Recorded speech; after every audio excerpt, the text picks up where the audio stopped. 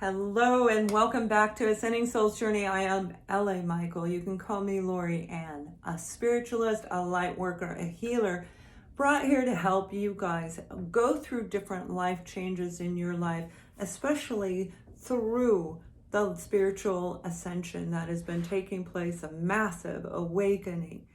Some of what we are experiencing right now, in addition to this feeling of suppression, is a moment where we can become aware of the people in our lives, aware of the people on the outside of our lives, our companies, our family, our own self, and how we view life and how we view others.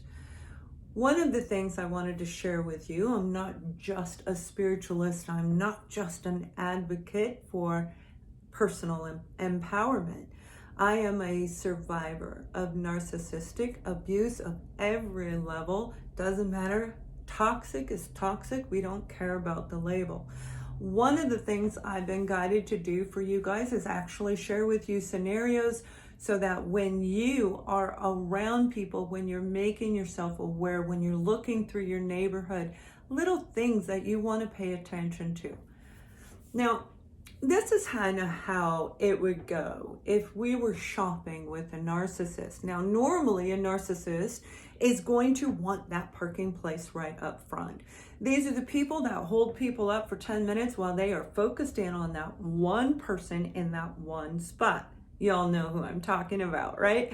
So they will sit there and they will hone in on it, and you're like, oh my God, now it's embarrassing. You've got people blocked from being able to move. They're stuck waiting as they're honed in on them. 2 spaces down is an open place. No. They want that one. So when you're dealing with a person who is very toxic at any level, definitely those narcissistic characteristic traits are going to be there in almost any level of toxicity. So you may drive around 20 times before they get that one spot if they don't sit there and wait for it. And some of them actually create their own little parking spot. You know who I'm talking about? They pull up on this. You have to walk around and we're all going, what up with this person? So each of us have seen something like this in some area. Let's say it's in the grocery store. Now, these are the kind of people. I actually was married to one. He would walk in with a cigarette, walk into the store with a cigarette, huffing and puffing right in there. I'm like, dude, you cannot smoke in the store. I can do what I want to do, is what he would tell me, right? So you back away, and then when the grocery people came up to him, he would be very, very vulgar and defiant. He would throw it out on the ground and right there in the store and smush it down. So these are people who have actually no empathy for the outside world. They could care less about anybody. It's what they want when they want it. And they come to us in all different forms. So there's a multitude of different type of narcissistic individuals, and they can come in as a frenemy, and they can come in blatantly obvious, like that particular example. Now, if I were walking in the store with a narcissist right now in the situation of what is taking place in the world, when they walk into the building after they've figured out wherever they want to park, and most likely because the parking lot is completely empty, they're going to park far away. Defiancy. Okay, I don't know why people are being stupid. We can walk this time. So you go into the store, and they have a way of standing there looking at everybody, and they will literally tell you that everybody's stupid. This is ridiculous. You may be trying to feed your family, trying to get that last case of water, and this is what a narcissist will do. And you may have seen this happen in the grocery store. They will tell their partner, this is absurd, put the water back. We don't need it. We don't need that box of rice. We don't need this food. I'm not playing this game. And they will leave the store. If you're lucky, you have some groceries, but a lot of times they will actually walk out of the store. Now, here's where a lot of people have difficulty when it comes to a narcissistic, to emotional abuse. Why wouldn't that person walk away from them? Why is it you're still in this relationship? Now let's take that particular scenario. When that individual gets in the car, you have no choice. Whatever you walk out with, if you're lucky you got anything, you're getting in the car. If you try to defy them, these are the type of individuals, if you're driving, they will reach over, they will grab that steering wheel. They don't care if they ram that car into a wall or another person. They don't care who they hurt, literally. They will take control to prevent you from doing whatever it is you're doing.